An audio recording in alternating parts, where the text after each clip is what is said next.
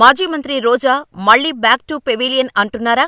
రాజకీయమే నా ఊపిరి, నియోజకవర్గ ప్రజలే నా దేవుళ్ళు అంటూ ఎన్నికల ముందు ఆవేశంగా స్టేట్మెంట్లు ఇచ్చి సినిమాలకు, టెలివిజన్ షోలకు రిటైర్మెంట్ ప్రకటించిన ఆమె వరుసగా అవినీతి ఆరోపణలు, కేసులు వెంటాడుతున్న నేపథ్యంలో పొలిటికల్ గా గ్యాప్ తీసుకుని మళ్లీ మేకప్ వేసుకోవాలని చూస్తున్నారా అంటే అవుననే సమాధానం వస్తుంది. తనకు నటించాలని ఉందని, కొత్తగా షోలు చేస్తానని రోజా చెబుతుండటం వైసీపీలో హాట్ టాపిక్ గా మారిందట. తెలుగు రాజకీయాల్లో నగరి మాజీ ఎమ్మెల్యే, మాజీ మంత్రి ఆర్కే రోజా అంటే ఫైర్ అంటే రోజా అన్నట్టు వ్యవహరించారు. ప్రత్యర్థులపై ఆమె చేసే విమర్శలు అంత ఘాటుగా ఉంటాయి. ఏ అంశంలోనైనా ప్రత్యర్థుల్ని ఏకిపారేయటం రోజా స్టైల్. నగరి నుంచి వరుసగా 2 సార్లు గెలిచిన రోజా ఆ నియోజకవర్గం చరిత్రలో ఎన్నడూ లేని విధంగా గాలి భానుచేతిలో ఘోర ఓటమిని మూటగట్టుకున్నారు. మంత్రిగా ఉన్న సమయంలో నియోజకవర్గంలో రోజా భర్త, సోదరులు పెత్తనం పెరిగిపోయిందన్న విమర్శలు వెల్లువెత్తినా ఆమె పట్టించుకోలేదు.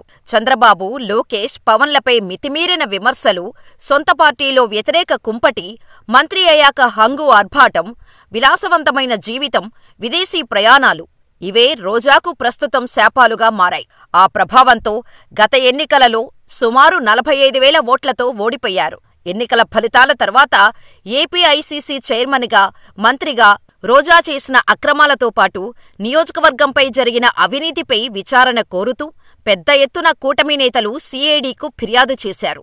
ఆ క్రమంలో ఆడుదాం ఆంధ్ర, నగరిలో భూ అక్రమాలు, టీటీడీ ఉద్యోగులకు ఇచ్చిన ఇంటి స్థలాలకు సంబంధించి కోట్ల రూపాయల అవినీతిపై సీఐడీ లోతుగా విచారణ జరుపుతుందట.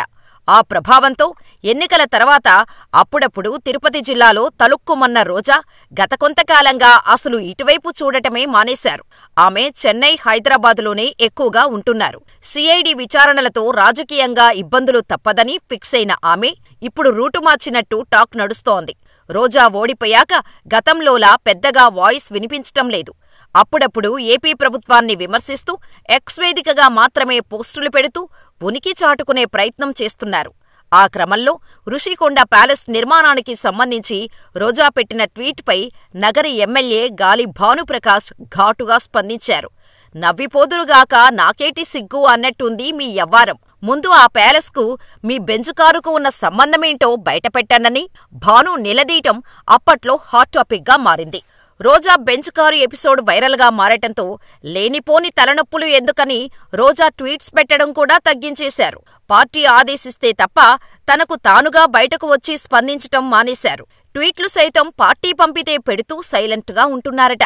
ఈ మధ్య షర్మిల సైతం రోజా పెడుతున్న పోస్టులు ఆమెవి కాదని, వైసీపీ సోషల్ మీడియా చేస్తున్న పని అని ఆరోపించారు.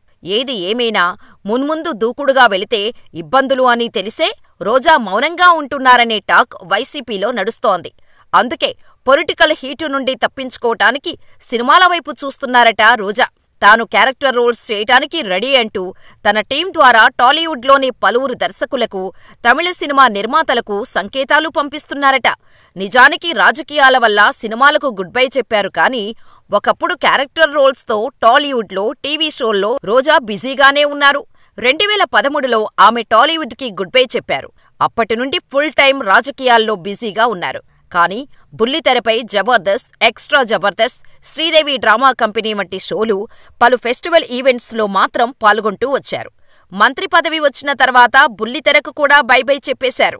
అయితే ఇటీవల జబర్దస్త్ కాకుండా ఏదైనా షోలో అవకాశమిస్తే చేస్తానని ఆమె ప్రకటించారు.